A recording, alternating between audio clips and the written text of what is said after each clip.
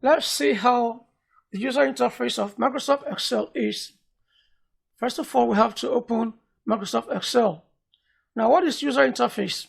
That is what you see, okay, when you use a software what you're presented with. It's called the user interface. To open Microsoft Excel, go right to the left button here, you click, and you scroll this programs list, scroll down. It's in alphabetical order. This A, you go down, Excel, you click on it. But before we do that, first thing, so keep it where you will easily access it. So you can right click on it, okay, then you click on more here, then you say pin to taskbar. But I have enough icons on my taskbar already, so I'm not going to pin it to my taskbar. I'll come here, I'll go back, it's Excel, I'll click on it, drag and bring it to my desktop. Okay, put it here. That's it. So anytime I want to open it, I'll just come here and double click on it on the desktop. This Excel. Okay, click on blank workbook. You maximize it here. Okay, let me close it first. Another way of opening Excel is to just come here and type Excel. Okay, press enter. This is as well. Click on blank workbook. Good. So these are user interface for Microsoft Excel. It has a ribbon type of presentation. Okay, there's a ribbon.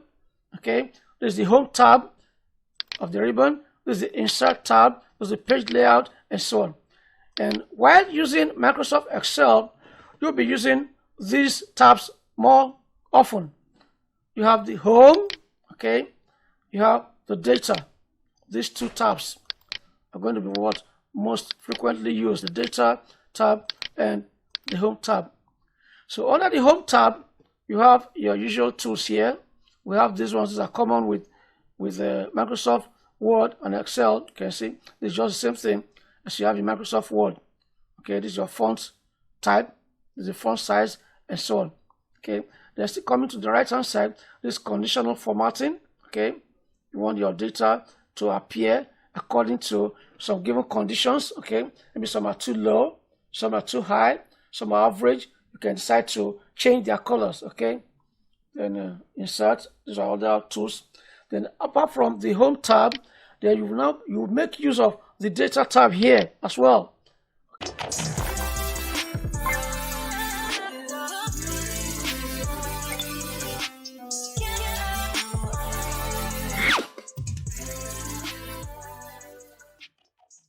Okay, there are a lot of tools here under the data tab. If you want to sort your data, this is where you have it. You want to filter your data. You want this given type of data to be seen, while others shouldn't appear. There's filter. Okay, there's text to column and so on. What if analysis and so on. So this is what you call Microsoft Excel.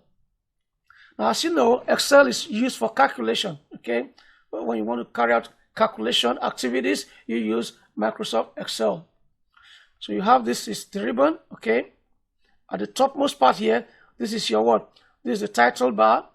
This is the ribbon. Okay, this is the ribbon. Okay, then after that, this is the address bar. Okay, this is the address bar. Then below that, if you come here, okay, down here, let me increase the zoom. Increase the zoom. Good. Okay. Can you see if I scroll to the left here? You have A, B, C, D, and so on. This is what you call the column name. Okay, this is the column name. While to my left here, this is the row name. Okay, this is the row name. Row name is in numbers, while the column names are in what? Alphabets. Okay. You come down, this is a cell. When you click at a point, this is a cell. This is a cell. A cell is the intersection, okay, between a column and a row. Okay, the intersection of a column and a row is called a cell. So this is a cell, this is another cell. When you type something there, 458 for example, see that? You see that? 663 for example. When you type something here, it appears on the address bar. It's called, this is the address bar as well, or the formula bar, the address bar. It appears there. We type something, it appears there. Then one thing we'll take note of is, if you look at the cursor here of Excel, it's actually a plus sign, a white plus sign. It's our cursor. You can see that. It's a white plus sign. That's it. There's it. When you see this sign, okay, I click on it, I come here, this move. If I want to move it, I can move it to this point. That's Excel for you.